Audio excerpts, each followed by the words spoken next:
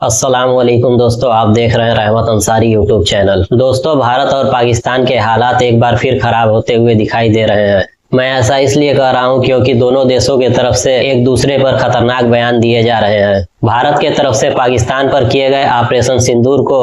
लगभग 2-3 महीने बीत चुके हैं। वहीं अब भारतीय एयर चीफ ने आज सुबह एक बयान जारी करके कहा है कि ऑपरेशन सिंदूर के दौरान भारत के तरफ से पाकिस्तान के 6 फाइटर जेट मारकर गिराए गए थे। दोस्तों, इसके बाद भारतीय एयर चीफ पर काफी सवाल उठने लगे हैं। पहला सवाल तो ये उठ रहा है कि भारतीय एयर चीफ ऑपरेशन सिंदूर के इतने दिनों बाद यह बयान क्यों जारी कर रहे हैं। अगर सच में भारत ने पाकिस्तान के 6 फाइटर जेट मारकर गिराए थे तो यह काफी खुशी वाली बात है और इस बयान को उसी वक्त जारी किया जाना चाहिए था, क्योंकि पाकिस्तान के तरफ से ऑपरेशन सिंदूर के दौरान ही भारत के 6 फाइटर जेट मारकर गिराने का दावा किया गया था, जिस पर उस वक्त भारतीय एयर चीफ के तरफ से कोई ठोस बयान नहीं दिया गया था। हमारे देश के लोगों का कहना है कि जब पाकिस्तान भारत के फाइटर जेट गिराने का दावा कर रहा था, उसी वक्त भारतीय एयर चीफ को सामने आकर अपने देशवासियों को सही बात बताना चाहिए था। वहीं भारतीय एयर चीफ के तरफ से जारी इस बयान के बाद इंटरनेशनल मीडिया भी इस बयान को काफी सुर्खियों में डाल रहा है और इंटरनेशनल मीडिया में भी इसी बात की चर्चा हो रही है कि क्या सच में भारत ने भी पाकिस्तान के 6 फाइटर जेट मारकर गिराए थे। भारतीय एयर चीफ के इस बयान पर पाकिस्तान ने भी अपनी प्रतिक्रिया दी है। पाकिस्तान के तरफ से कहा गया है कि भारतीय एयर चीफ अपने देश के लोगों से झूठ बोल रहे हैं, क्योंकि ऑपरेशन सिंदूर के दौरान भारत ने किसी भी पाकिस्तानी फाइटर जेट को शूट डाउन नहीं किया था। पाकिस्तान के तरफ से यह भी दावा किया जा रहा है कि वह अपने फाइटर जेट को गिनवाने के लिए तैयार है और पाकिस्तान के तरफ से कहा गया है कि क्या भारत भी अपने फाइटर जेट गिनवाने के लिए तैयार है। अगर भारत भी इसके लिए तैयार है तो फिर अमेरिका और दुनिया की सभी इंटरनेशनल संस्थाओं को बुलाकर भारत और पाकिस्तान के फाइटर जेट गिनाए जाएंगे। अगर जिस देश का भी फाइटर जेट कम होगा तो पूरी दुनिया को पता चल जाएगा कि किस देश का फाइटर जेट मारकर गिराया गया था। पाकिस्तान ने यह तर्क दिया है कि भारत और पाकिस्तान के पास जो भी फाइटर जेट हैं वह सभी फ्रांस, अमेरिका और रूस के तरफ से दोनों देशों को दिए गए हैं और इन फाइटर जेट की एग्जैक्ट गिनती फ्रांस, रूस और अमेरिका के पास मौजूद है। पाकिस्तान ने कहा है कि वह अपने फाइटर जेट का सर्वे कराने के लिए पूरी तरह से तैयार है और अगर भारत भी अपने फाइटर जेट की गिनती करवाने के लिए तैयार है तो इससे साफ पता चल जाएगा कि किस देश के फाइटर जेट गिराए गए हैं। वहीं दोनों देशों के बीच एक दूसरे के फाइटर जेट गिराए जाने के दावों को लेकर पाकिस्तान के तरफ से काफी कॉन्फिडेंस दिखाया जा रहा है। वहीं भारत और पाकिस्तान दोनों की तरफ से एक दूसरे देशों की फाइटर जेट गिराए जाने के दावों के बीच 2 बड़ी खबरें दोनों देशों से आ रही है।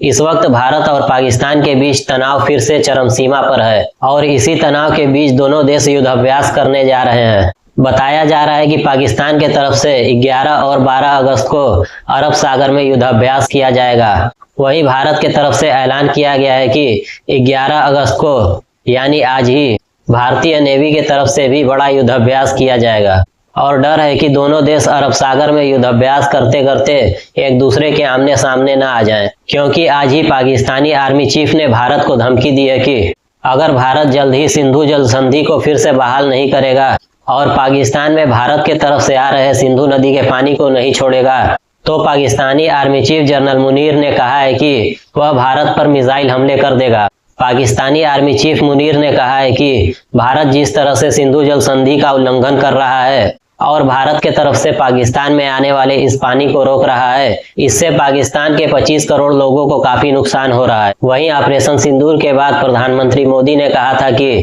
वह सिंधु नदी के पानी को पाकिस्तान नहीं जाने देंगे। प्रधानमंत्री मोदी के इस बयान के बाद से ही भारत के तरफ से सिंधु नदी का पानी पाकिस्तान के लिए पूरी तरह से रोक दिया गया था। भारत के तरफ से सिंधु नदी के पानी को रोके जाने के बाद पाकिस्तान में पानी की कमी होना शुरू हो गया है और पाकिस्तानी फसलें पूरी तरह से सूखती जा रही है, जिससे पाकिस्तान के 25 करोड़ लोगों पर भूखमरी का खतरा मंडराने लगा है। इसी बात को लेकर फिर पाकिस्तानी आर्मी चीफ ने भारत को धमकी देना शुरू कर दिया है। पाकिस्तानी आर्मी चीफ मुनीर ने यह भी कहा है कि अगर भारत सिंधु नदी पर डैम बनाता है तो उसे पाकिस्तान के तरफ से मिसाइल हमला करके उड़ा दिया जाएगा। मुनीर ने कहा है कि पाकिस्तान की थोड़ी बर्बादी पाकिस्तान के दुश्मनों को पूरी तरह से बर्बाद कर देगा, लेकिन एक बात तो तय है कि भारत के तरफ से सिंधु नदी के पानी को अब पाकिस्तान के लिए नहीं खोला जाएगा। और जिस तरह से पाकिस्तानी आर्मी चीफ मुनीर सिंधु नदी के पानी को पाकिस्तान के लिए नहीं खोलने पर जिस तरह से जंग की धमकी दे रहे हैं,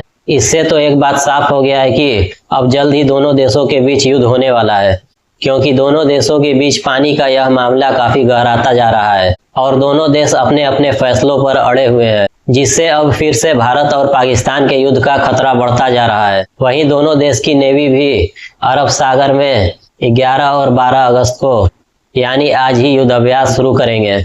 और डर है कि दोनों देश जिस तरह से एक दूसरे के खिलाफ युद्ध की तैयारी कर रहे हैं, कहीं यह अरब सागर में युद्धाभ्यास के दौरान ही आपस में न लड़ पड़े। आज भारतीय आर्मी चीफ ने भी कहा है कि जिस तरह से भारत और पाकिस्तान के बीच तनाव बढ़ता जा रहा है, जल्द ही भारत और पाकिस्तान के बीच एक फाइनल युद्ध हो सकता है। भारतीय आर्मी चीफ ने भारत और पाकिस्तान के बीच हो रहे खराब रिश्तों का कारण Pakistani army chief general Munir को बताया है।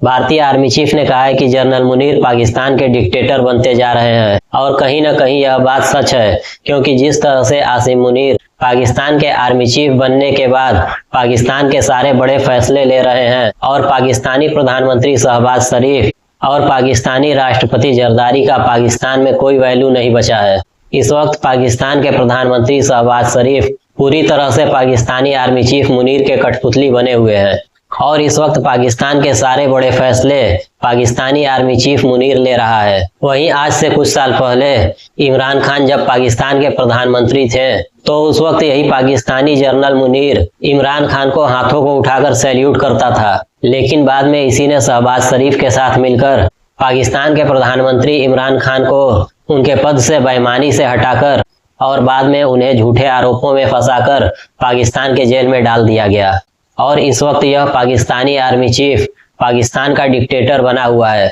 हालांकि पाकिस्तान की जो 25 करोड़ जनता है, वह पाकिस्तानी आर्मी चीफ और पाकिस्तान के प्रधानमंत्री शहबाज शरीफ को देखना पसंद नहीं करते हैं। पाकिस्तानी आवाम का भी यही मानना है कि पाकिस्तान के सबसे मकबूल प्रधानमंत्री इमरान खान को पाकिस्तानी आर्मी चीफ मुनीर और पाकिस्तानी प्रधानमंत्री शहबाज शरीफ ने मिलकर फंसाया है और इमरान खान पर झूठे आरोप लगाकर उन्हें पाकिस्तान के अडियाला जेल में डाल दिया गया है। वहीं जिस तरह से पाकिस्तान और भारत में तनाव बढ़ता जा रहा है, आने वाले 1-2 महीने दोनों देशों के लिए काफी अहम है और कहीं ना कहीं हो सकता है कि आने वाले 2 महीनों के अंदर पाकिस्तान और भारत के बीच फिर से भीषण युद्ध शुरू हो जाए।